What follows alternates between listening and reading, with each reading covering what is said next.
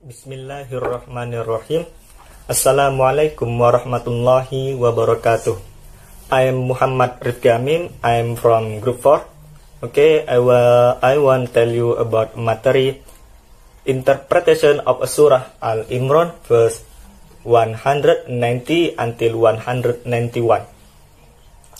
Bismillahirrahmanirrahim.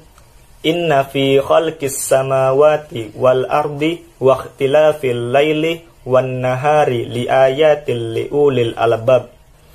This surah explains that in the creation of the heavens and the earth and the alternation of night and the day there are signs of Allah power for the ulul albab. According to Ibnu Katsir, ulul albab is a person who has a perfect intellect and has intelligence, and namely people who are sensible, people who want to think, people who want to pay attention to nature, and critical people.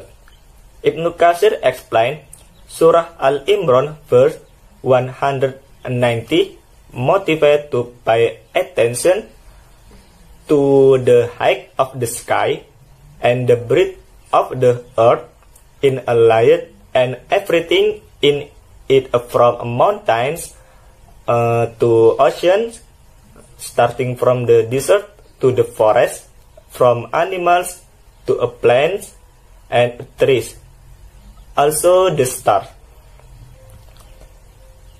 Surah ini menjelaskan bahwa dalam penciptaan langit dan bumi serta pergantian siang dan malam ada tanda-tanda kekuasaan Allah atas ulul albab. Menurut Ibnu Katsir, ulul albab adalah orang yang memiliki kecerdasan sempurna dan memiliki kecerdasan yang luar biasa, yakni orang yang berakal, orang yang ingin berpikir, orang yang ingin memperhatikan alam, dan orang yang berpikir kritis. Ibnu Katsir menjelaskan surah Al-Imran ayat 190 memotivasi untuk memperhatikan ketinggian langit dan luasnya bumi, tata letaknya dan segala isinya, mulai dari pegunungan hingga lautan, mulai dari gurun hingga hutan, dari hewan hingga tumbuhan dan pohon-pohon, juga bintang-bintang. Okay, I will continue the material from Rifki Hamim. My name is Novia Ramadanis. I will read Quran Surat Ali Imran ayat 191. A'udzu billahi minasy syaithanir rajim. Bismillahirrahmanirrahim. Alladzina yadhkuruna Allaha qiyaman wa qu'udan wa 'ala junubihim wa yatafakkaruna fi khalqis samawati wal ardh. Rabbana ma khalaqta hadza batila subhanaka faqina adzabannar. Artinya, yaitu orang-orang yang mengingat Allah sambil berdiri, duduk, atau dalam keadaan berbaring, dan mereka memikirkan tentang penciptaan langit dan bumi, seraya berkata, "Ya Tuhan kami, tidaklah Engkau menciptakan semua ini sia-sia. Maha suci Engkau, lindungilah kami dari azab neraka."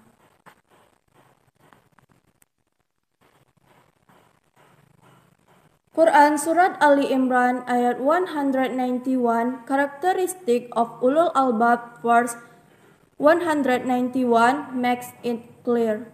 Ulul Albab is a person who does a lot of zikir and tafakur. He performs zikir in all conditions, whether standing, sitting, or lying down. He also completed talk about the correction of the universe to the conclusion that Allah created the universe, nothing in vain. So, pray to Allah, asking for protection from the torments of hell.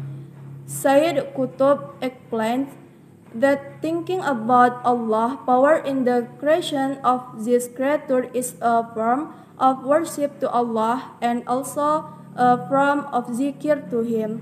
And the force of Allah in this universe don't reveal their impressive essence except to a heart that is always zikr and worship.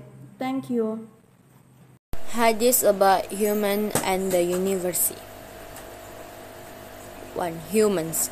An Abi Abdillah bin Mas'ud radhiyallahu anhu qala haddatsana Rasulullah sallallahu alaihi wasallam wa huwa shadiqum masduku inna ahadukum yujma'u khalquhu fi batni ummihi arba'ina yawman nudfatan thumma yakunu alaqatan mithla dhalik thumma yakunu mudghatan mithla dhalik thumma yursalu ilaihi malaku fayanfukhu fihi ruhal wa ya'muru bi arba'i kalimatin bi kitabi rizqi wa ajalihi wa amalihi wa syakiyu aw sa'idu fa wallahu allazi la ilaha ghairuhu inna ahadukum la yajmalu bi amalin ahlil jannati hatta ma yakunu baina wa bainaha illa zira'u fayasbiku alaihi kitabu fayamalu bi amali ahlil nari fayadkhuluha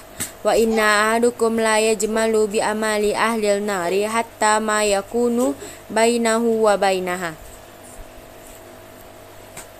illa zira'u fayasbiku alaihi kitabu fayamalu bi amali ahlil jannati fayadkhuluha. Explain of the hadith. First, this hadith reference the position of Rasulullah sallallahu alaihi wasallam in the eyes of his noble companions, and that should also be our attitude towards him. The mention of as-sadiqul masduq, who is honestly believed, to him is a very high level of siqah or belief in him, that all what come from him validly is the truth. The treatise is carried is true. The promise is true. The truth is true. The news from him is true, and his jokes are true, not a lie.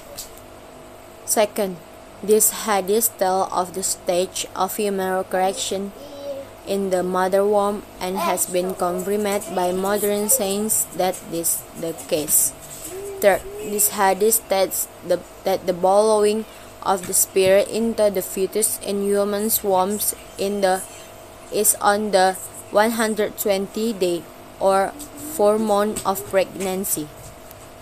Fourth, in this hadith is a mention that there are angels who are in charge of blowing the spirits, as it is well known that there are angels who are in charge of uprooting the spirit again.